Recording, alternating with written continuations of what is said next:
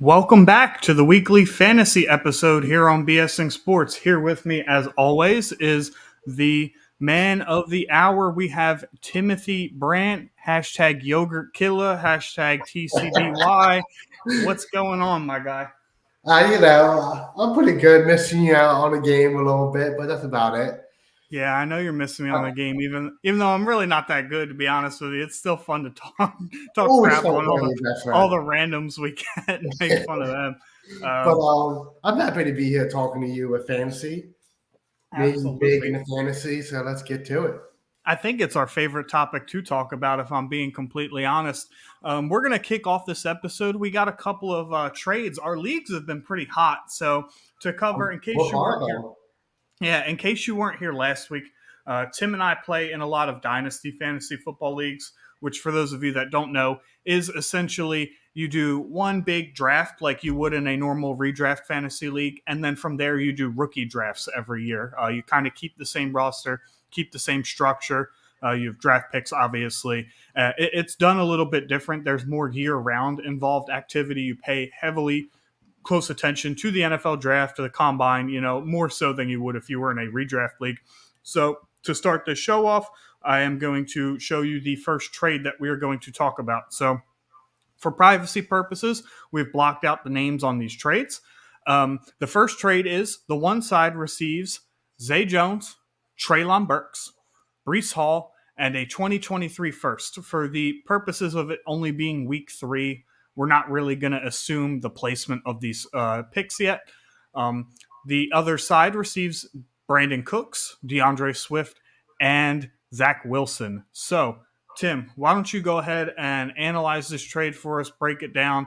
Who do you think wins this side and why? So, in my opinion, I think the one who got Brees Hall won the trade with the pick, but DeAndre Swift is a good big name person that if you're like running backs are hurt or something like that, you need to trade for a running back or you need a couple pieces to help your lineup out in the future. He's the big name guy to trade right after a couple good weeks, and it looked like this person did that. They got Traylon Burks, who's a good rookie. He yet hadn't been performing the way he's supposed to yet. He got Brees Hall, who is was probably the best running back at not book probably is the best running back out the draft this last year. Who was the other guy, Ryan? I'm sorry. It was Brees Hall, Traylon Burks, Zay Jones, and a 2023 first. Zay Jones or they get the added person to make the other guy feel better, in my opinion. And the 23 first is you're helping yourself out in the future. So I think the person with the Brees Hall trade won that trade. Yeah, so this is an interesting one for me because this is a super flex league, which for those of you that are unfamiliar, you start a quarterback only position as well as a flex position that allows you to start quarterbacks. And quarterbacks are generally the higher scoring positions out of all the positions in fantasy football. So in super flex leagues, the quarterback value obviously increases due to the fact that you can start two of them. That being said, to me, that this has a little bit of a rebuild and a win now side. Brandon Cooks is a 28-year-old wide receiver who is criminally underrated by the fantasy community year in and year out. I think at one point this offseason he was so underrated that he became overrated because everybody was trying to get him. You're right. That being said, I do also like the Brees Hall side. However, I will talk about the other side a little bit. Brandon Cooks, as I just touched on, very underrated player for years. DeAndre Swift has, RB1 on the season type potential. He has, great pass catching ability. He's a fantastic runner behind a fantastic offensive line. My only concern is one, health. Obviously, DeAndre Swift missed a big portion of this past game, and his first 2 years, he's only played 13 games each. So he has, a bit of an injury history, not a significant one, but something to follow there. However, he does bring that, huge upside of top 5 running back week in, week out. And Zach Wilson is an interesting one here. So Zach Wilson has missed a few games in his career with injury already. However, there are a lot of people who are high on his arm talent. And based on what the Jets did in the offseason drafting Brees Hall, Garrett Wilson, with Michael Carter playing as well as he has, and Elijah Moore being there, who we'll actually touch on in a second. Um, I do think that this trade is close. I don't think that anybody got fleeced here, but I do like the Brees Hall side as well. Brees Hall just brings an immense amount of upside, and with Joe Flacco under center the first 3 weeks, he's been heavily involved in the passing game, where in PPR leagues that will get you a lot of points. So we do agree there. Brees Hall side for the win. Good job, whoever that was. We're going to stop for a minute, take a second to answer a fan question. We have, I do not know how to pronounce your name. I am sorry. But the question is, do I trade Dak for Brady? My other QB is Stafford, and they don't want him. Is it redraft or like Yeah. a keeper league? Is it redraft, keeper, dynasty? Is it super flex? Is it one QB? What I would like some more details. We will get back to that. But to assume that it's a redraft one QB league, I probably wouldn't do that. The Yep, he redraft does. league. He does clarify that it is redraft, so I'm going to assume it's one QB. I would look one QB half PPR, so I would probably look to trade Dak for another piece. Probably a good RB2 with maybe some RB1 upside to a team that's hurting for a good quarterback. Because Dak's not out for the whole season, and Stafford's going to turn it around. I think that the Rams, and I've touched on this in our normal episodes, that the Rams didn't have a real preseason because none of the starters played in any of the 3 preseason games. So it took them a little bit to get the offense going. So I think they kind of hit their stride a little bit last week. And I think as the season goes along, they will kind of unfold into a better offense, what we saw last year from them. So I would hold on to Stafford.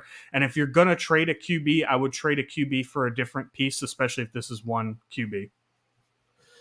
Yeah, so I agree with Ryan. I would trade Dak for like a CEH type of guy, a running back 2, something like that. Someone who can get touches, goal line carries, and have a great passing ability. I think in one QB leagues, you could probably get Tony Pollard, Yep. Travis Etienne, somebody that is clearly the number 2, but has RB1 upside should somebody get hurt in front of them. And they're serviceable flex plays week in and week out. And you said you have Stafford at the quarterback now. And like Ryan said, Stafford's going to pick it up. He was slow to start last year also, and then he ended up being like quarterback 10, I think, on the league. He was quarterback 5 last year. I would even more wrong. He's going to pick it up. He got the weapons there. He'd have a little bit of faith, a little bit of patience. That's a good question, though. So we're going to move on to our next trade, which is Travis Etienne for Elijah Moore. Hold on a second. Before we talk about this trade, he has responded. That's the thing. My running backs are JT, Fournette, Kamara, Connor, and Gibson. My wide receivers are Waddle, Higgins, Bateman, Olave, and Godwin. So it sounds like your team's actually in a very good spot.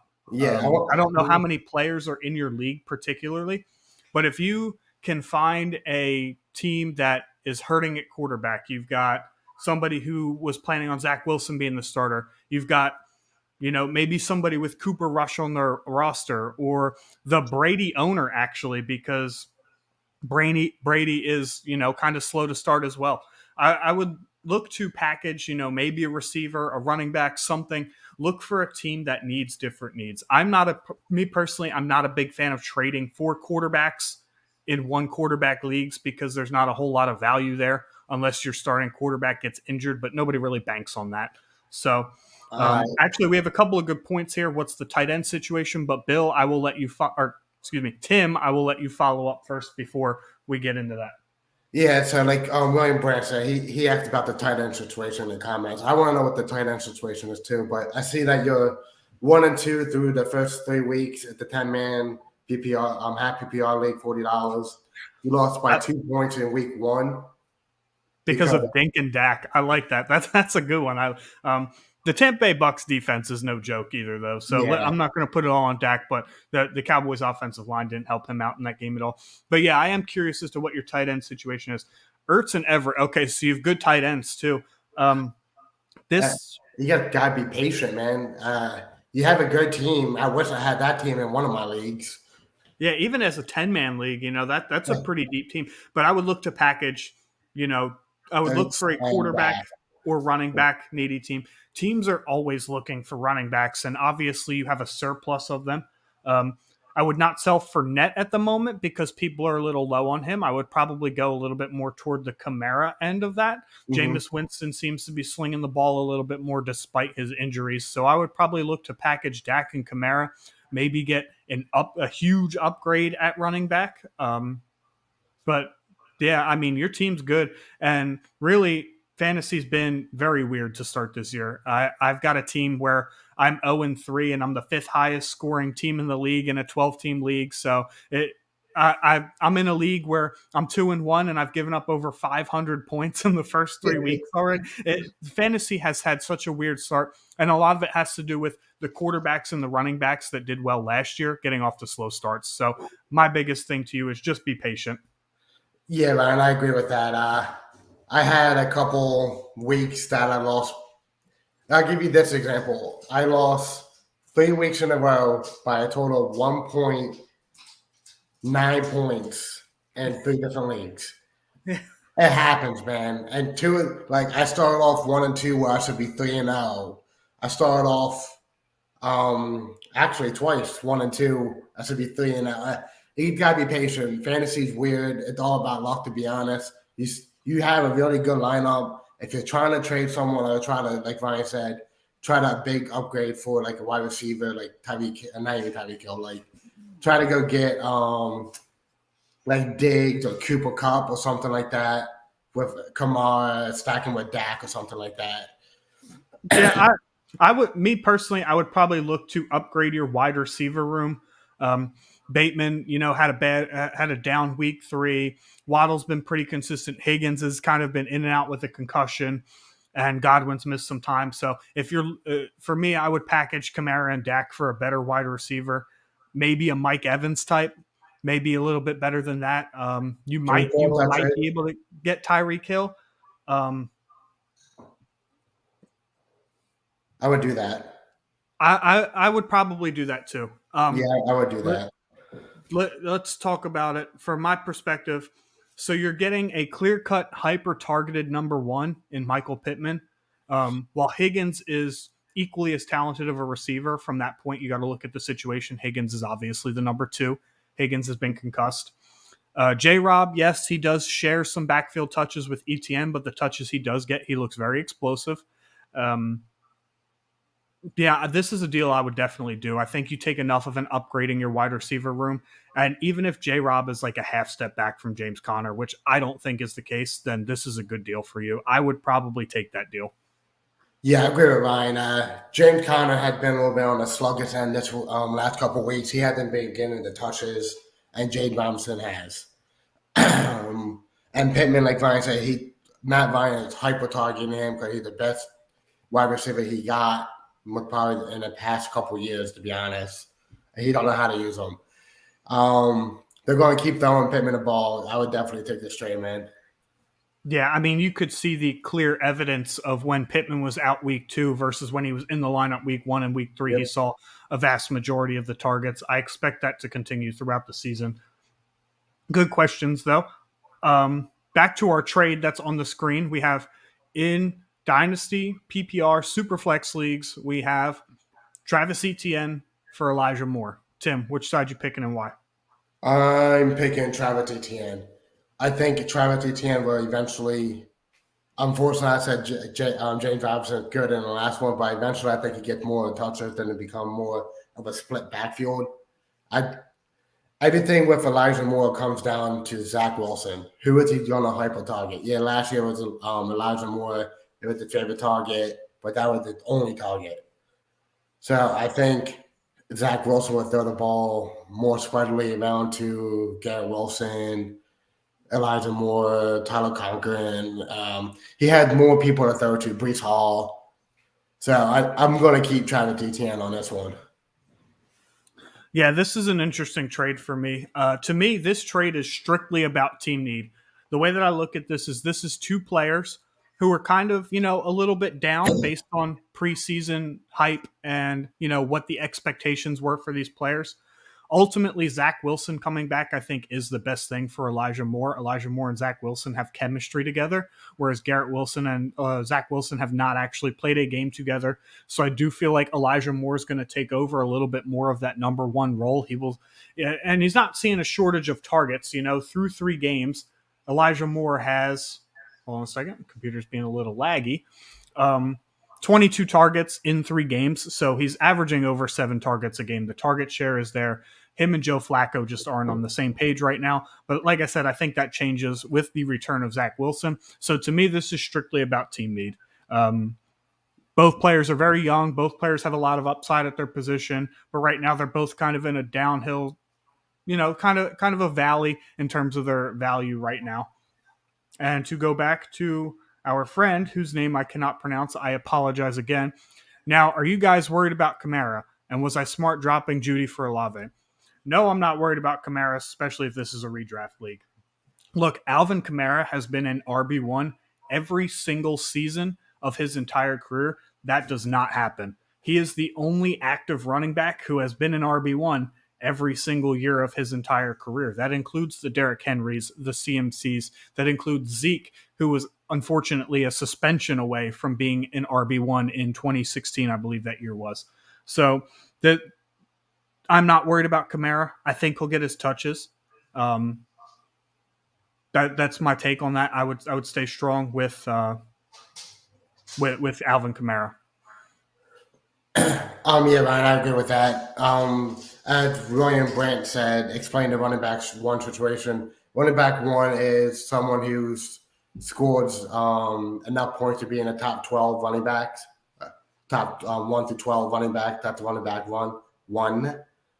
The second part of your question, my man, is was I smart for dropping Judy for Olave? I can't pronounce that name either. Chris Olave. Chris Olave, thank you. If it's redraft, no, I don't think it's a bad idea because Chris Olave is getting the targets right now from James Winston. Yeah, they were garbage time, but he's proven himself he can make the catches that you need to make. Judy's hurt. Judy's injury prone to me, so I would take Olave over Judy in my opinion right now. Yeah, so I would take Olave over Judy simply because while both have left, they both have some to be desired. Judy's a very young receiver, so is Chris Olave. Judy has shown enough downside.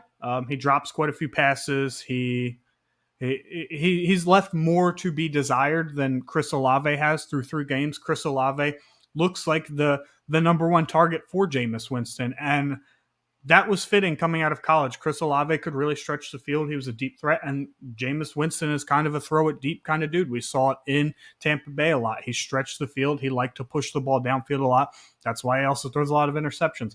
But the targets will be there for Olave, and I think that personally he's slightly more talented than Judy. So I think keeping Olave is the smart move there, in my opinion. I had just traded Monty and MT for Kamara and Bateman an hour before game time last week too. That's a good trade for you. Yeah. The upgrade at running back is much bigger than I guess the downgrade at wide receiver. Ultimately, at season's end, I feel like Bateman and Michael Thomas will finish pretty close to each other, but Kamara and David Montgomery will not. So I think this was a very good trade for you. My advice with your team, man, just be patient. You have a solid roster, even in 10 team. This is a solid team. Got anything else to add to his trades, Tim? Nah, that's a good trade for him. Other than that, like Brian said, you have a good team. You gotta be patient with it. If anything, like as we said, try to trade Kamara or James Conner for and Dak for a better wide receiver. I would definitely take that Pittman deal that involves James Conner. I would 100% take that deal. Pittman deal. Yes. Let's move on to our next trade. Mm-hmm. Here we go. This is a clear-cut contender and rebuilder. We have Cooper Kupp on one side, and on the other side, we have 2 2023 first-round picks. Now, it's going to be tough to give our opinions on this trade because this trade involves Tim and I. No. I Tim, give you my opinion. go ahead and break down why you took this trade. Which side was yours and why you took it? My side was the 223 first. Um, yeah, my side was the 223 first for Cooper Cup. Right now, I am 1-2 in that league, and I'm getting demolished in every time I play someone other than the first week where Cooper Cup had a big week. For me, it would be better for me for the long run to break down my team and get my picks going for next year to get a better feeling of my team for next year. Now, don't get me wrong, Cooper Cup is wide receiver 2 right now, and it's still a great trade for now. For you, you win because you're competing. But in the long run, I think I have a better chance of winning this trade in the long run. Yeah, I think that this is a win-win. You know, to me, there Absolutely. aren't really losers in trades, so to speak. We're all going to say hi to William, who is now aiming the camera at my chest and then at my There we head. go. Hi, fam. I will. That's our other host. He doesn't do the fantasy episode. He needs a break. I wanted to put the banner. What a win. Yeah, okay, you're good. I agree with you guys. This is a trade that obviously was a rebuild versus a win now situation. So keep doing a great job. Keep it up. And we are getting praises from our other host. Thank you, Sir William.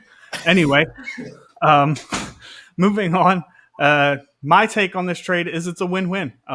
This is, you look at Cooper Cup, and he has put up astounding numbers. And you look at, you know, you kind of look at anybody and be like, well, why would anybody do this trade? You know, that doesn't make sense. Cooper Cup's the wide receiver 2 this year. He's obviously Stafford's clear favorite target. You're not, Cooper Cup is 29 years old. And to expect what happened last year to happen again is unrealistic, you know. Mhm. Now, he could easily finish as the wide receiver 1 again this year, but to expect 1,900 yards, 17 touchdowns, 145 catches, that's ridiculous. So, selling off a 29-year-old wide receiver at his peak value while you get, I know I was going to do this, what is projected to be an earlier 2023 first and a late 2023 first, Kind of have is to be is honest. a good deal. The 2023 draft class, for those of you that play Dynasty, is a fantastic class. There's a lot of top level prospects that are going all throughout the first round. And if you are a rebuilder, you can easily regroup and restore your team for rookies that will make a huge impact right away. Now, is it realistic to expect all rookies to make an impact right away? No, it depends on the landing spot and whatnot. But ultimately, there is a lot of talent in this draft class. So, this is a fantastic deal. If Like Cooper for Cup were instance, about 27 years old, I probably would have had to have sold 3 firsts for him. But I think due to his age, you know, you can get away. He's almost 30 at this point, so you can expect that he has about 3 good years left. now for another side of my part of it was I already had 2 first round picks to begin with because I traded Chris McCaffrey a little bit earlier before the season started. Now this gives me 4 first round picks in the first round all next year. That way I can want to get a better wide receiver, well, get a good wide receiver, a quarterback, another running back, and maybe a second wide receiver running back that will help me out in the long run. And this is a super flex league too, so this first round picks can be used to Help me with my get quarterback. quarterbacks. Yep. So we have a comment here from Timothy Hawkins. It says, what about the second round? So because the second round has so much talent, let's compare it to 2022. So 2022 was considered a relatively weak class. Why? Mm-hmm. Well, there was 2 running backs that were considered first round talents. One of them was, a stud in Brees Hall, and the other was Kenneth Walker. There was a quarterback that you might have been able to draft in the first round if it was a super flex league. And then the rest were wide receivers up until about the 8th or 9th pick. And then you had a bunch of crapshoots.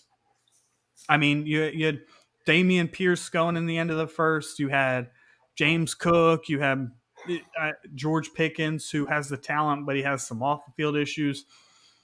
So 2022 was generally a weaker class, not so much at receiver, but at the other positions.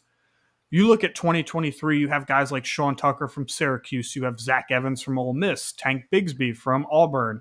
You have Bijan Robinson, who's arguably the best talent in the draft from Texas. You have Jameer Gibbs from Alabama. Those are just the running backs. You have Bryce Young. You have C.J. Stroud. Michael Mayer, the tight end from Notre Dame, is a first round pick. This draft class is loaded with talent, and that will push a lot of this talent into the second round. So there's potentially going to be almost first round type talent in the second round, especially when you're comparing it to the previous year's draft. It's a good question. Tim, what's your thought on that? Yeah, like you already head on that. There's so much talent this year coming out to be rookies. It's ridiculous compared to last year. Yeah, we had Kenny Pickett as the one quarterback that got drafted, was probably in the first round. Was drafted in the first round. Let me rephrase that. Um, Other than that, no one really. I don't see anyone else getting any NFL time this year. Brees Hall, the good running back, but like you mentioned all these running backs who had the same amount of talent as Brees Hall coming out next year. Yeah, yeah. The rumor is that Brees Hall, based on talent alone, probably would have been the fifth overall pick if he went out in 2023, and that's behind Bryce Young and C.J. Stroud. We're talking super flex leagues. That's behind Bijan Robinson as well as Jackson Smith and Jigba, who is a wide receiver for Ohio State. So Brees Hall being a clear cut first in 2022 and being argued as the fifth overall pick at best in 2023 should tell you enough about how this draft class is going to go. So there's some talent in there. We're going to step away a little bit from fantasy and answer this question from Ken Brandt. When does Kenny Pickett start and the Steelers dump Trubisky? Tim, go ahead, take the lead on that. I will say, if not middle of this week, next week, definitely. Mitch Trubisky isn't giving the wide receivers. The Steelers wide receivers have great talent, and Mitch Trubisky isn't giving them the opportunity to be great. They get signed Deontay Johnson for 2 years. They're gonna waste their talent right there. George Pickens had amazing talent. You saw what he could do last week with that one-handed catch. So yeah, I think the Steelers not dump Trubisky, but move into a backup midweek, mid-game this week or next week, in my opinion. I think Mike Tomlin stands by his word. I don't think Kenny Pickett sees the field this year. I think to come out and make him the third quarterback on the roster, from the rip, shows exactly where Kenny Pickett is in terms of being able to be an NFL quarterback. He's behind Mason Rudolph as well on the depth chart. I don't think there's a prayer that Kenny Pickett starts this year without an injury, or just absolutely like Nathan Peterman-esque type play from Mitch Trubisky, which, contrary to the general or Steeler fan belief, he is not playing as poorly as Nathan Peterman. In all honesty, Mitch Trubisky hasn't really played that poorly. I don't think he's getting any help. I don't think he's getting any help from his offensive line, which is still very mediocre. True. As you can tell from Najee Harris, who's also not having his most fantastic season, as well as last year. Najee Harris was not efficient either. But I agree with Jake Krogan, who said next year. That's 100% dead on. I don't think Kenny Pickett is ready to be an NFL quarterback. I think the only reason he was the only quarterback drafted in the first round is because he is potentially the best NFL-ready quarterback from his draft class. But I don't see Kenny Pickett seeing the field this year without an injury or just absolutely god-awful play from Mitch Trubisky, way worse than what we've seen to this point. So, all right, so let me ask you this. I know Mike Tomlin never had a losing record in a regular season in 16 years. What happens if they actually do have a losing record this year and able to get C.J. Stroud or Bryce Young? You think they're going to do that? So to answer that, I don't think that the Steelers are that bad, but if somehow they implode that badly, I think it would, one, take Mitch Trubisky playing like he's Nathan Peterman, and two, at which point in time that I said I agree Kenny Pickett would see the field, and he would also have to play like Nathan Peterman. So yes, the answer is yes. I do think that they would take C.J. Stroud or Bryce Young at that point. And that's going to be an interesting topic as well as we roll into our rookie picks, when the season's over, who's going to be number one out of the QBs, Bryce Hall or Bryce Hall, or not Bryce Hall, Bryce Young or CJ Stroud. So, but yeah, that's the only scenario in which I see that is both quarterbacks just come out and play god awful. But in reality, Kenny Pickett to me is the only quarterback drafted from the 2022 class that has a prayer of playing more than one full season in the NFL. You saw Malik Willis take relief for Ryan Tannehill in week 2, and he was just God awful. Ryan Tannehill could play like Nathan Peterman, and his job is safe. I mean, Malik Willis is awful. Malik Willis is absolutely not ready to be an NFL quarterback. Every throw that he made was just terrible. We got another question, Ryan. You want to Yeah, pull it we up? sure do. We have a question from Cameron B. Hey guys, in a 16-team full point per reception league, is CMC worth trading? Someone in my league is hurting for running backs. Should I throw them a trade offer of CMC for Chase? Is this a fair, smart idea? Tim, is it a fair or smart idea? I gotta know if it's redraft or dynasty. Not even now. Yeah, to me, the answer doesn't matter. Yeah, I would keep CMC. I would keep Christian McCaffrey no matter what. Oh, okay. Okay. We have two very different views on that. Why would you keep CMC? Because a good, talented running back is hard to come by. Mm-hmm. And at the redraft, okay. That changed my answer. God, No. you're such a bandwagoner. No. I would keep Christian McCaffrey, but I would try to trade Queen.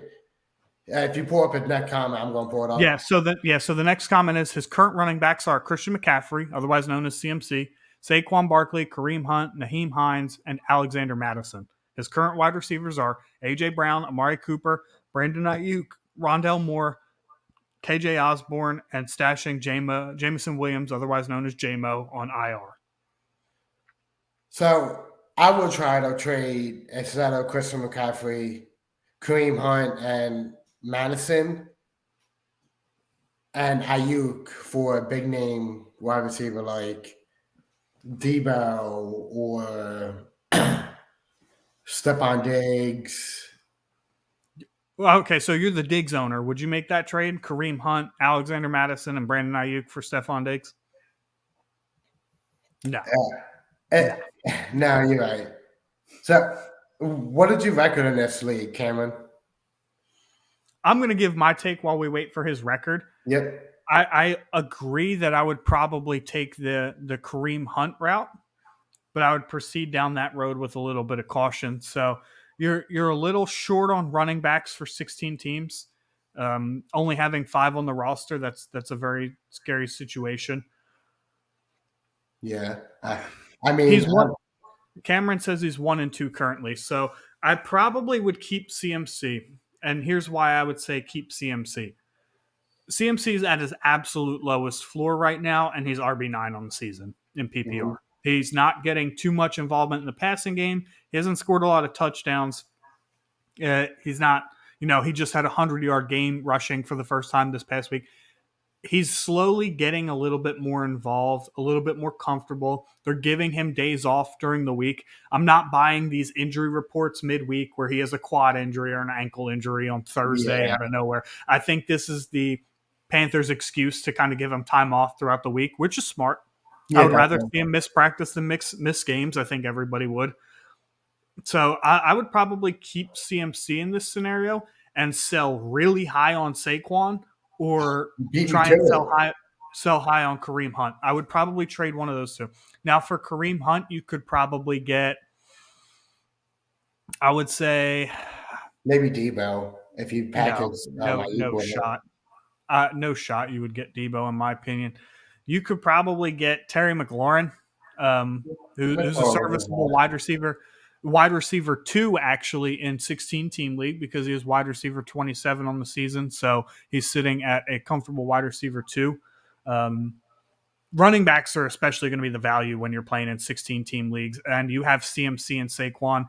That's really good. So if you can get Justin Jefferson for Saquon, Cooper Kupp, if you can get a top tier wide receiver, the Diggs, the Kupp, the Jefferson, the Chase for Saquon, that's what I would do. But I think to me, running back 9-10 area is Christian McCaffrey's lowest point you'll see him throughout the year. There's just lacking too much involvement. He hasn't scored a lot yet, and I think as he gets more comfortable with Baker, we'll see that change. Yeah, man. You beat me to it to the Barkley trade, trading Barkley. I think you should trade Barkley more than CMC. Barkley right now, the Giants' offense is in shambles. If you stop Barkley, the offense is done for. So try to trade Saquon when he's at his highest right now. And believe me, he's at his highest right now. I don't think he would get any higher. So I would go for Diggs, Cup, or Chase, or Jefferson. Try to go get one of the big name guys for Saquon. Good question, though, Cameron. Definitely a good question. You have a solid team for 16 teams. Got 2 solid wide receivers. What's your tight end situation looking like? And while you're getting back to us on that, we're going to go over this trade that I have on the screen. So it's involving some players that we've already talked on. We got another time at 9. Do we? Yeah, I got it. I can't. Do I trade? This is from Gurjat Brar. I'm sorry if I totally messed up your name. I apologize. I am a little slow. Do I trade Dalvin Cook, I'm assuming, and Devontae Smith for Najee Harris and CeeDee Lamb? Tim, do you trade Dalvin Cook and Devontae Smith for Najee Harris and CeeDee Lamb? I'm a big downer, huge downer on CeeDee Lamb right now. By the way, Bill, I know you're watching. I heard that. What did he say? I didn't hear. He said, nope.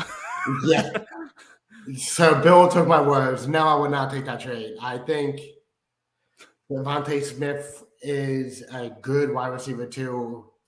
That's getting the target share that he deserves. And Cook, Dalvin Cook is getting a little bit older. He's losing some of his touch. Yes, he's injured right now, but so did Najee with his ankle.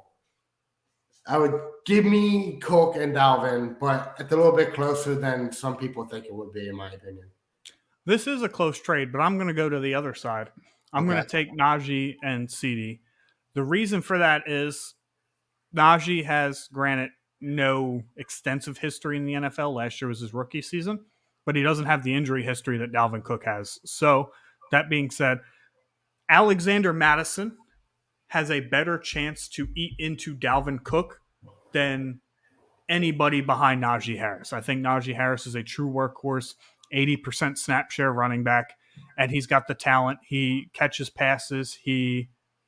I think he's a complete back, and I think he just takes a little bit more of the work than Dalvin Cook does, especially at Dalvin's age, like you touched on. This will be his age 26 going into 27-year-old season, so he's a little bit thin on the value. Thank you, Master Waiter. Cameron B also said his tight ends are. Yeah, I saw it. We'll circle back to Cameron in a second. So, okay. And then as far as the CeeDee Lamb to Devontae Smith has outperformed CeeDee Lamb to this point, so I can understand why you would ask this question. And truthfully, I think that the talent here is very close. CeeDee Lamb obviously does have a bit of a drop plague, but ultimately when push comes to shove, CeeDee is going to see the targets. He is the number one receiver in that offense. There is absolutely no doubt about it. There's nobody contending in targets with him, whereas Devontae Smith has had a good couple weeks, but there will be games where A.J. Brown takes over. There might be a game where Dallas Goedert takes over. And the Eagles are a run-heavy team. They've passed a lot so far in the first few weeks, but they generally do rely on running the football a lot. So I'm going to go ahead and agree with both Timothy Hawkins and Jake Krogan. Jake Krogan for the second time tonight, which is strange, that I would take the Najee and CeeDee side, but this is a very good trade. Circling back to Cameron B real quick. Did you have something you want to touch on? I was going to say, Jake could get mad at me because he's mad at me because he keeps trying to trade all the running backs I want to other people. And he won't negotiate a trade with me. It doesn't make any sense. Tight ends are Dawson Knox and David Njoku. Yeah, I think you're solid, Cameron. To touch on, circle back what we talked on a little bit earlier. The start to the fantasy football season's been a little weird. There are guys that should be performing that we expect to perform, specifically on the quarterback and running back side, that have kind of gotten off to slow starts. I don't expect this trend to continue. So that's my opinion. Don't panic if you're 1 and 2. Even if you're 0-3 at this point with how weird the season has started from a fantasy perspective, I would not panic. We're going to move on to JAC. Start 3, assuming Montgomery doesn't play in this scenario. That's David Montgomery, running back for the Chicago Bears. Khalil Herbert, Austin Eckler, Alvin Kamara, Joe Mixon. This is an easy one for me. Tim, go ahead.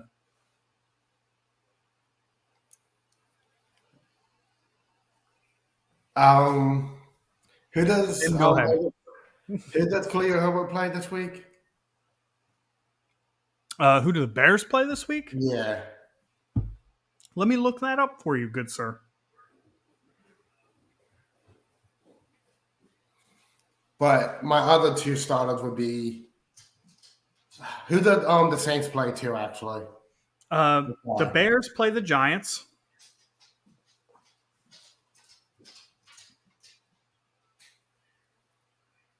And the Saints play Minnesota. All right, so I would start Khalil Herbert, who ran all over the Texans defense. Is Eckler and Mixon over Kamara right now. That's an interesting take. I'd say start the 3 guaranteeds. You got to start Austin Eckler, Alvin Kamara, and Joe Mixon, in my opinion. First of all, that's a really strong running back group. Definitely. Secondly, if it comes out that man. David Montgomery's in any sort of, extended injury period, I would look to probably move one of those running backs. There's no necessity to have 4 running backs on your roster unless you play in a league that dictates you need 4 running backs on your roster. But for me, it's Austin Eckler, Alvin Kamara, and Joe Mixon. Easy. Khalil Herbert, while has performed very nicely in his starts, I think his upside is kind of capped from being in a generally bad Chicago Bears offense. And they are clear-cut the 4th best offense out of the 4 that you've mentioned. And with Jameis Winston missing practice today, he might not play. So maybe they lean on Alvin Kamara a little more in the running game, who also has the receiving upside. Justin Herbert's going to get Austin Eckler. A lot of people are disappointed in Eckler. He's performed serviceably as probably running back number 16 on the season, if I remember right. Not his usual numbers, but I think Austin Eckler at some point has to find the end zone more consistently. And Joe Mixon and the Bengals are going to turn it around. They're going to be fine. I think the Bengals are the biggest overreaction to start the NFL season. They're going to be okay. So the only reason why I picked Herbert over Kamara was Kamara's still hurt. He with the cracked ribs, like Justin Herbert has. So it's gonna be hard for him to play. When he gets hit there, it's painful. He lost some snap counts last week, but it's another week off of it. So, but I think Khalil Herbert with against the Giants offense, I think Khalil Herbert will get a lot of touches because the Giants offense isn't going to blow no one out anytime soon. So I would still start Herbert, Eckler, and Mixon. We have an interesting comment from Timothy Hawkins. It says Cleveland offense will be better with Deshaun Watson. I disagree. One, Jacoby Brissett's playing out of his mind. 2, Deshaun Watson, by the time he has come back, would have missed 28 consecutive games of football, which is almost 2 full seasons. He's going to be very rusty. He's going to look bad. We actually predicted this on our preseason show that the Browns could potentially be in a 7-4 type situation. Brissett's playing well, and then Watson comes in and just screws the whole thing up because he's so rusty. Is Watson the better quarterback? Obviously. He's just been so far away from the game at this point that you cannot expect Cleveland's offense to come out firing on all cylinders right away. He has no chemistry with these guys. He's not practicing during his suspension. So, to me, I don't think Cleveland's offense is going to be any better. I think they probably take a step back. Yeah, Ryan, I agree with that. I think starting next year, that offense will be better, but not this year. That's my take on that, too. I think next year that they come out firing real hot. Circling back to Cameron B, thanks again, guys. Not too worried about being 1-2 so far. My team's been putting up good points week over week, and I'm pretty satisfied with my roster. Each loss has been close and can't be too upset. That's the thing. The real measure of your team, especially over the course of the season, is how many points you've scored. If you're like me, who is 0-3 in a league, but 5th in points scored out of 12 teams, I'm not worried about that. That's more bad luck than anything. There's no way that you can sustain continuously playing against guys while they have their best weeks of the season. there's another league where I've scored the third most points, and the points scored against me is 50 points higher than the points I've scored. You just, sometimes you run into a bit of bad luck in the beginning of the season. It's no reason to panic. Now, come week 6, if you're continuing on a bad trend, I would probably look at it a little differently. But guys, my biggest fantasy advice for this point in the season, don't panic. There's been a lot of weirdness with the quarterbacks and the running backs. So if you're 1-2, even 0-3, take a deep breath, really analyze how your team is performing and not so much your record, and then be realistic with yourself.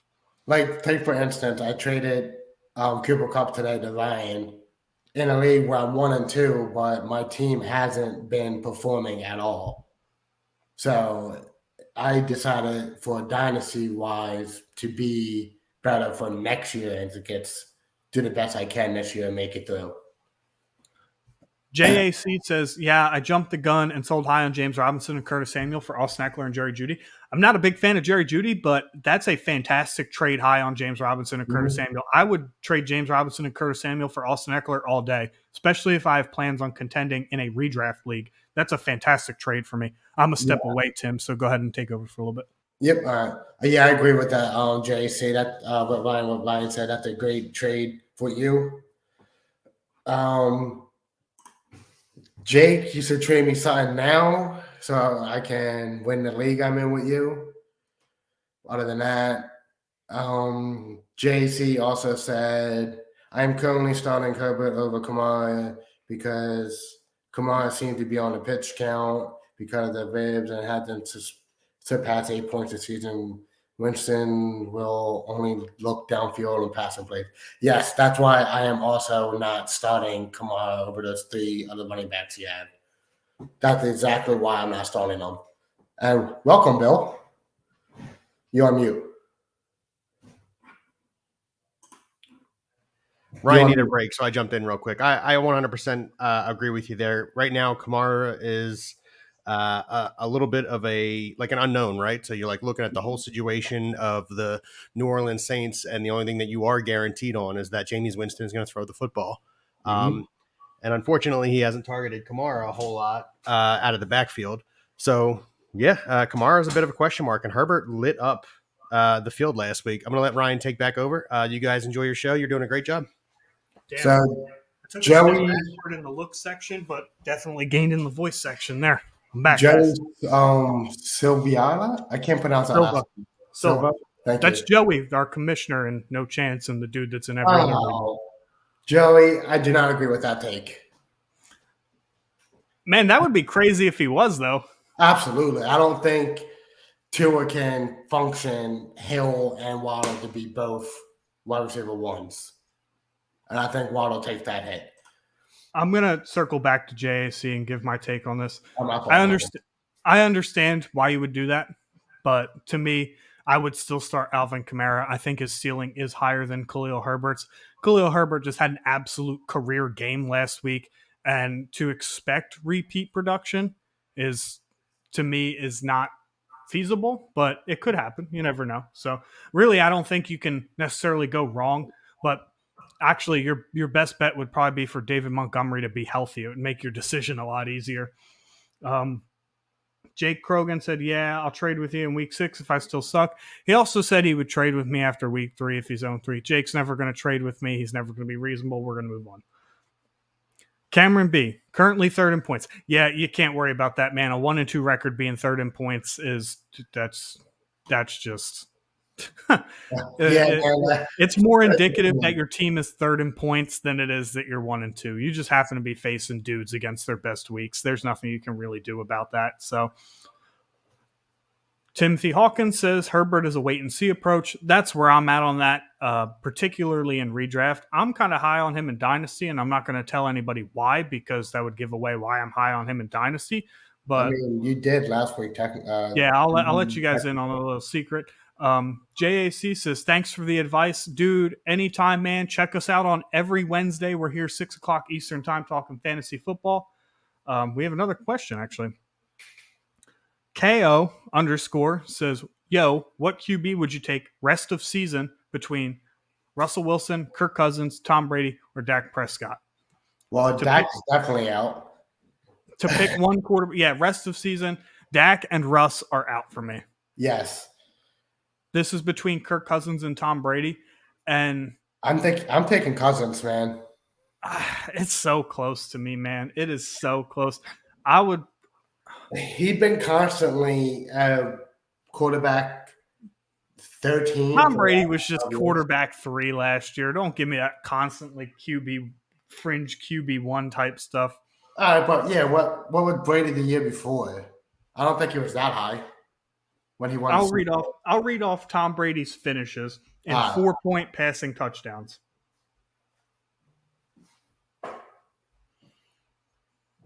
Quarterback 3 last year, 7 the year before, 11 the year before that, 12 the year before that, 4 the year before that, 18 the year before that, but he missed 4 games, 2 the year before that, 9 the year before that, 15, 3, 4, 3, 5. I know what. Give me Brady because Brady That will was be easy. Brady anyway. I do like Brady and Cousins either way. If I I had to pick think that's two of close. them, I would pick those two.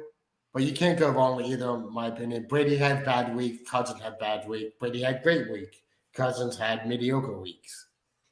So I think give me yeah. Brady.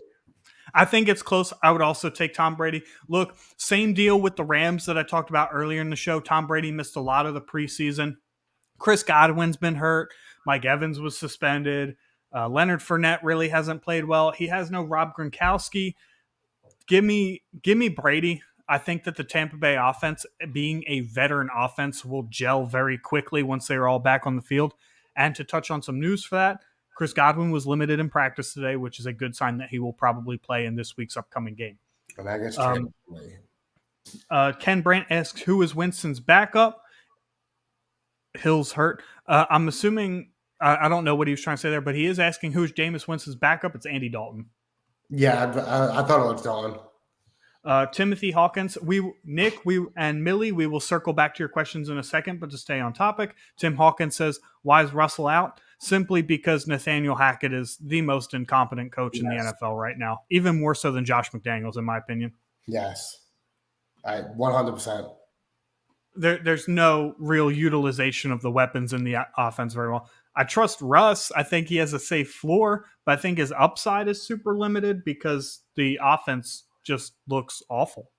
Like the offense isn't going to be any better. Jake Krogan says terrible take. Only because he's a Broncos fan. Yeah, only because he's a Broncos fan. And I'm not saying Russell Wilson is going to be a bad football player. Russell Wilson will lead his team to some wins. That's fine. But rest of season fantasy-wise, give me Brady because Brady has elite QB1 upside with 2 very good wide receivers and a very good pass-catching running back. Let's circle back to the questions real quick. Yep. So circling back to Nick Perrone on YouTube says, someone offered me T. Higgins for, I'm assuming, Khalil Herbert or Justin Herbert? Because I'm assuming Khalil Herbert because the next part is I have Dalvin Cook, James Robinson, and Breece Hall. He also has Chase Sutton, Devontae Smith, and Dotson. Should I counter? No, you should smash accept as fast as humanly possible. Yeah. Look, Khalil Herbert might very well only start one game, and it might be this week. And he might not even start this week. This is absolutely a fantastic sell high moment. If you can go ahead and get a wide receiver 2 firmly in T. Higgins, which is a wide receiver 13 to 24, then go ahead and do that. That's an easy steal all day, especially with the running backs you have. Cook, Robinson, and Breece Hall as your third running back is a fantastic running back room. I would go ahead and smash accept on that faster than it took you to type that message. But that's my opinion. Tim, what's your take? No, I agree with you, Ryan. Definitely trade Herbert for Higgins. Higgins was, I think, wide receiver 13 last year. 17. No, he was 24. I think he was 17 in points per game because he missed 2 games. Oh, okay. So he's still with wide receiver 2 caliber, and I think his season will be better. I won't say will be closer to wide receiver 1 caliber area. So, yeah, I would definitely smash the set on that dude. Good running backs also, man. Yeah, good running backs. Cal, we appreciate the question. Like I said earlier, we're here every Wednesday at 6 o'clock Eastern time. So feel free to give us all your start, sit, trade questions, anything fantasy football related. We are here for you. Millie Mills, sorry for being late to your question. Quick question, guys. Should I trade Kareem Hunt for Ramondre Stevenson just for running back depth? Tim. Yes. I am traded Kareem Hunt for Ramon Stevenson. I think Stevenson will take over this backfield, not this week, but next week. Close. He's taking more and more snaps away from Damian Harris. So give me Stevenson. This isn't going to help your question at all. I would not. Look, we've seen Kareem Hunt finish as an RB1, which is, again, a top 12 running back, with both him and Nick Chubb being healthy. Now, that might not be the case now, but if Nick Chubb gets hurt at any point in the season, Kareem Hunt is easily the best handcuff running back to have on your roster. He has immediate top 10 upside. He catches passes very well out of the backfield. He's a good running back. So to me, Ramondre Stevenson is still always going to have Damian Harris kind of hanging around, maybe stealing some short yardage, goal line touches, until that there is evidence for sure that Ramondre Stevenson can handle a full workload in a backfield by himself. I would keep Kareem Hunt here, because this is essentially, like, without any injuries, this is mid with upside and mid with no upside. I would keep the upside that Kareem Hunt has. I see your point. To scroll down a little bit. Cameron B. I'll bring it up. What do you guys prefer to flex this weekend? Brandon Ayuk or Kareem Hunt? That's a tough one, man. With Jimmy G being in the backfield for San Francisco right now, I don't like Brandon Ayuk. So give me Kareem Hunt out of the flex this week, Ryan. Yeah, I agree. I'm also with Kareem Hunt. Looks, from a statistics standpoint, the Los Angeles Rams have not defended the pass very well this year, but I think Brandon Ayuk's upside is limited with the average arm that Jimmy Garoppolo brings. This is, to me, it's Kareem Hunt until Brandon Ayuk can prove that he has sustained success. As I touched on before, Kareem Hunt can do it with Nick Chubb back there. Can Exactly. Brandon Ayuk consistently do it with Debo, George Kittle, who's back, and Jimmy Garoppolo in there? I would need to see more. So I'm going to take a little bit more of the guaranteed there. And Krogan going on about quarterback records, even though we're talking about fantasy football, so none of that means anything. So Tim Hawkins been texting me all day about TJ Hawkinson. Let's get into it. We do have to talk about this trade in the background eventually, but we will get to it. So TJ Hawkinson. Tim, what's your value on TJ Hawkinson in Superflex tight end premium leagues? First of all, why don't you go ahead and explain what a tight end premium league is? tight end premium league is where a tight end get extra points for point per reception. It can either be a half a point or to a whole point or to even 2 points, wherever your commissioner decides. Right now, I would trade Hawkinson because Detroit has too many weapons, in my opinion. They have Amon St. Brown, DeAndre Swift. You got Williams taking goal line carries away from Swift. They're using Reynolds more.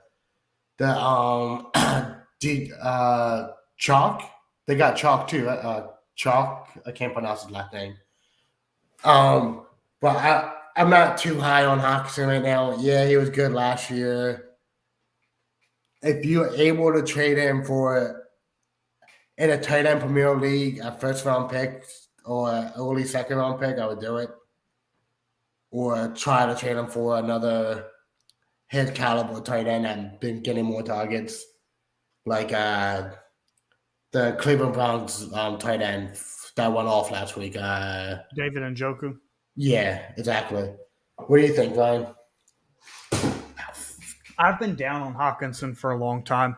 I think that his top 5 tight end season that he had a few years ago was kind of a fluke.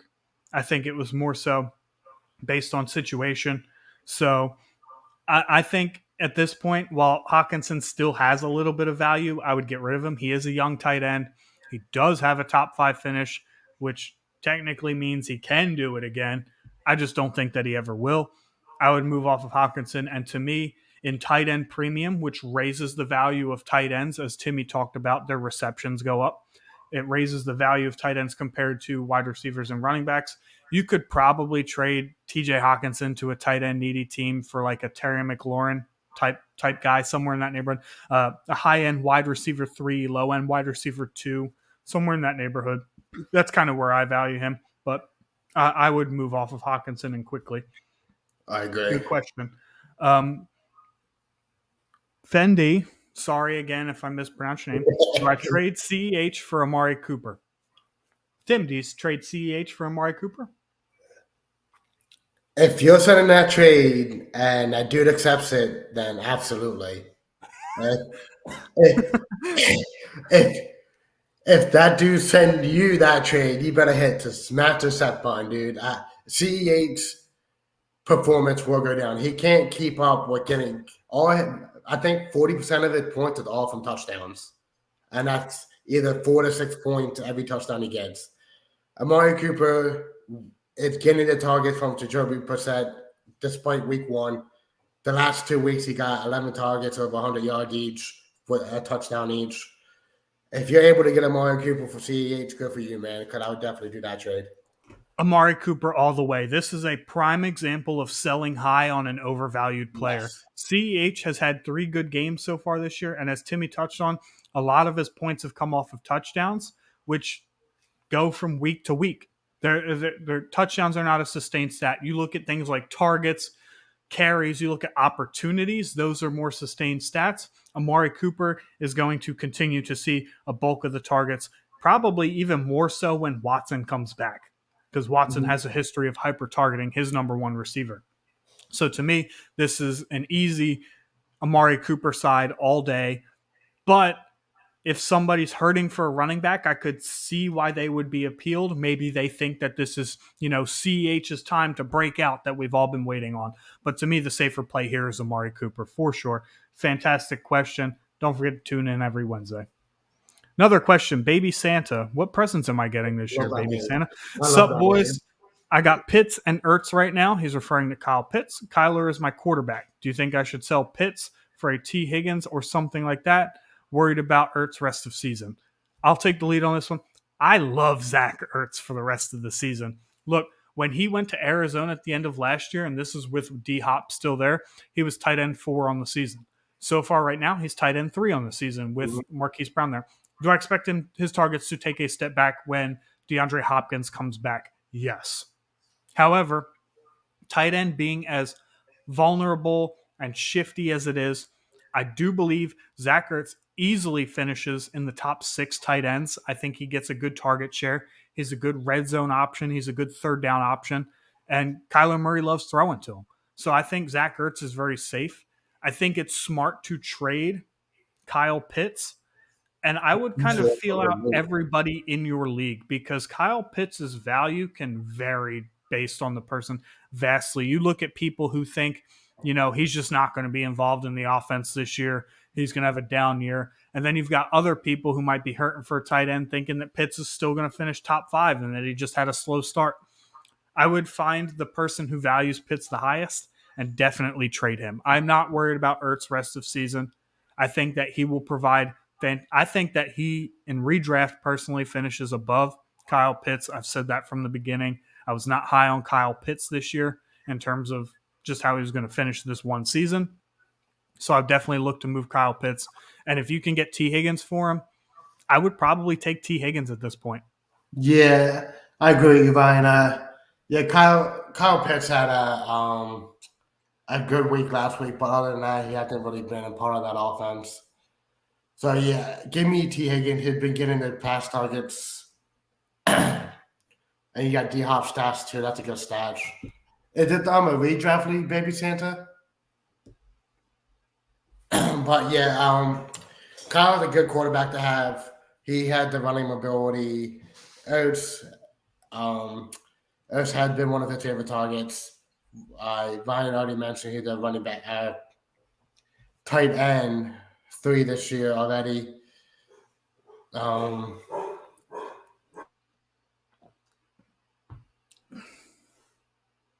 you reading the comments? My dog's barking. That's fine. Yeah. I think Ertz is fine the rest of the season. I think this season he finishes above Kyle Pitts. If this was Dynasty, we'd be talking a different story. I would be selling high on Ertz. But for redraft purposes, go ahead, keep Ertz. Find the guy who's the highest on Kyle Pitts in your whole league. And I would move him for better wide receiver, better running back, whatever they have a surplus of if they need a tight end. So, he brings up a potential trade. So we have Kyle Pitts, Allen Robinson, and Devin Singletary for T. Higgins and Brees Hall. I would do that. I like Brees Hall a lot this year for some reason, and I don't know why. I mean, Brees Hall saw 10 plus targets in 2 of his 3 games. Like, people look at Michael Carter. Yes, he is the number 1, but Brees Hall is very involved specifically in the passing game, which if this is a PPR league, that's going to provide great value. And I think as Brees Hall continues to grow in the NFL, he'll continue to take more of the carries from Michael Carter as well. I would do this. I would do this because Higgins is an upgrade over A-Rob, Allen Robinson, and Brees Hall is an upgrade over Devin Singletary. And as you just displayed, you have Zach Ertz, so you don't necessarily need to carry Kyle Pitts. So if that's what gets this deal done. Now, I would ask for a little bit more. Maybe instead of T. Higgins, reach out and see if they'll do Michael Pittman type, which might be a stretch because Pittman's going to get all the targets in Indianapolis and he's a target hog.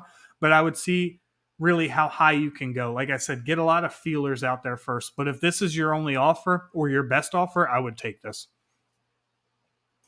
Yeah, I agree with Ryan said. I would definitely consider it if it's the only offer. Baby Santa says he has Mike Evans too. I would ask for Mike Evans before I ask for T. Higgins. Yes, I agree with that one. Mike Evans has wide receiver 1 finishes. He's a red zone threat, and he's kind of one of those vanilla dudes that people in fantasy don't really value as high as they probably should. So I would take. Yeah, I would definitely ask for Mike Evans. It seems like Tom Brady favors him in the red zone because he's a big targeted guy, especially without Gronk. I think he's like 6'7" or something like that. You can message us and let us know how that trade goes. Cause I'm kind of interested in how it works out. So please message us later on. I'm going to hide my screen real quick. So if you want to message us, this is my Twitter. It's right here at Ryan BSing Sports. You can message me on Twitter. We're also on Facebook. We're everywhere, man. So you can definitely message us. Let us know how that trade goes. Back to bringing my screen up. And if he's relying on Evan Ingram, I would definitely send him this deal. And I would ask for Mike Evans because he's probably going to need the tight end. I definitely agree with that one. Baby Santa, we're here every Wednesday, 6 p.m. Eastern time. We also have multiple shows throughout the week. Come check us out. Let's talk about what, Tim? Let's talk about this trade for the last part of it because my food just arrived and I'm hungry. Yeah, my food's been sitting out there for over an hour. That's fine. So, again, back to Dynasty, PPR, Superflex League, tight end premium, I believe. We have Chris Olave, Brees Hall at a 2023 first for Jonathan Taylor and Michael Carter. Tim, go. Now, we were texting about this earlier, and I said I didn't like it, and then I actually really looked at it, and I think it's a pretty fair even trade because Brees Hall had the targets coming to him. Chris Olave got the targets coming to him now. And JT, he's going to get a touch. Yeah, he had a down week last week, couple weeks, but he's still going to be good either way, no matter what. He was running back 1 last year, so they still think he had that 1-1. Everyone still thinks he has that running back 1 mentality, and he does. Absolutely does. He just need to get that passing game coming back. But Naeem Hines taking a little bit over that. What was the other part of it? Michael Carter? Yeah, Michael Carter. So you're swapping Jets running backs. I mean, like you said a couple minutes ago to Baby Santa or someone, Michael Carter is technically the starter, but Brees Hall is still taking that passing ability out of him. Michael Carter's a good downhill runner. Don't get it messed up. He's a good downhill runner still. I remember last year he ran for 60 yards off the first play on the Bucs and good defense. But he got hurt, championship weekend, it happens. but I think it's a pretty even trade. Yeah, so well, the way I look at it is the Jonathan Taylor receiving side, so they're getting Jonathan Taylor and Michael Carter, is very obviously the better floor side. Brees Hall and Chris Olave have combined for 6 career NFL games, and the 2023 first has yet to play an NFL game. Meanwhile, as you've already alluded to, Jonathan Taylor has finished as the RB1 on a season. Do I think that happens again? No. But do I think he's a top 10 running back year in, year out? Absolutely, for at least the next quite a few years. So that is invaluable. He's going to take all the touches out of the backfield in Indianapolis with Naheem Hines occasionally getting on the field, or periodically, whatever word you want to use. And Michael Carter, eventually, even when Brees Hall takes over, will still be relevant. He will still get some touches. He will still get some passing game work. Not to the extent that he is now, but I still think that he can be a solid handcuff if Brees Hall should ever get hurt, and I think that he'll be fantasy relevant, maybe even a low end flex play on a week in, week out basis. So to me, that is the better floor side. But you look at the ceiling that is on the other half. People compared Brees Hall to Jonathan Taylor coming out of college. And right now, Brees Hall in PPR leagues is the running back 17 if 3 games into his NFL career. Those 2 games where he's gotten 10 plus targets has really boosted his fantasy ability, and he's only going to continue to take on more targets and more carries from Michael Carter. Chris Olave, I feel like, was a talented receiver. He was not, anything extraordinary. He was not Drake London. He was not Jameson Williams, in my opinion. He was kind of the tier or 2 below that. But he found a fantastic landing spot with a quarterback that loves to push the ball down the field. So that kind of elevated him back up. I think Jameis Winston really hyper targeting him downfield has elevated his ceiling a lot. I think his floor is still a little low because we have something that he needs to prove. And the 23 first, like I said, this is a fantastic draft class. So this could be anywhere between 1 to 12. Anywhere between 1 and 12, you're getting a fantastic player, a great prospect. So the ceiling on the Olave, Hall, and 23 first side is higher to me. So to me, this is an even deal. I like it. We have one more question, but before I get to it, guys, if you're still watching, please don't be afraid to subscribe on YouTube. Please don't be afraid to like our Facebook. Don't be afraid to tell your friends about us, share posts. And we are here at least 3 times a week, Tuesday, Wednesday, and Friday. We might even be here more often than that. So go ahead and tell your friends about us and ask us any fantasy questions that you have. Like I said, the @RyanBSing Sports is my Twitter. Tim is also on Twitter. We will gladly take all your DMs and ats. Start sits. We're available Sunday mornings. So if you're having any late dilemmas that you guys need to figure out, please let us know. The last question that we are going to get to is from Seahawks 33. Who should I try and get from Edmonds? I'm assuming he's trying to trade Chase Edmonds away. Yeah. To be honest, you won't get too much because Miami running backs are so iffy to me. I unfortunately I did get traded Edmonds for Treylon Burks, and I regret it instantly. But if you definitely lost that trade. Now that we're live, I'm going to tell you lost that trade. I already know why. You don't gotta tell me. If you're trying to get another running back, I don't know, man. Edmonds is so down to me. You could try to get like a wide receiver 2 or 3, like maybe not even McLaurin. Let's go a little bit lower than that. Let's go with like Josh Reynolds or something on the Detroit Lions. So I'm really down on Edmonds, man. I don't know what to tell you. Try your best. Ryan, what do you got?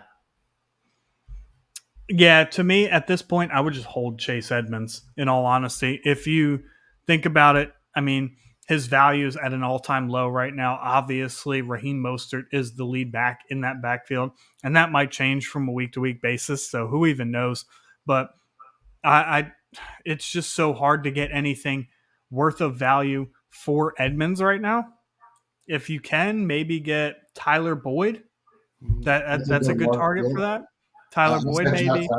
So Yeah. So that's probably the best I would. I mean, absolute maximum that I would do. And even in redraft, I'd probably be tempted to keep Tyler Boyd, but he has low value. I'd wait for a Raheem Mostert injury or Edmonds to have a good game, something that you can really sell him off of. But it's just not a good time to trade him right now. That being said, Tim, we've been on for over an hour. Do you have any closing remarks before I sign us out? Thanks for tuning in, guys. Come back next Wednesday. I definitely going to have a talk about it. I think we should put back the show an hour to 7 o'clock instead of 6 o'clock. It could have like dime time, dinner time, and everything. So we'll talk about it during the week. But other than that, thanks for joining us. Hopefully, see you next time.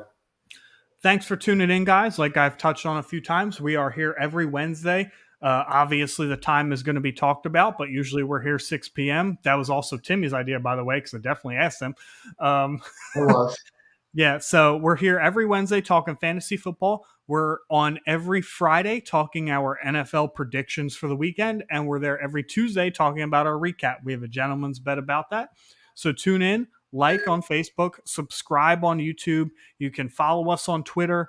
You can do whatever it is you need to do. But guys, you're missing out on some quality content if you're not constantly following us. So go ahead and do yourselves a favor. Track down BSing Sports, guys, where we deliver quality content, and we want to do it for you guys. So that being said, we are going to sign off here. See you all next weekend or next week for Fantasy Football Talk. Have a good night.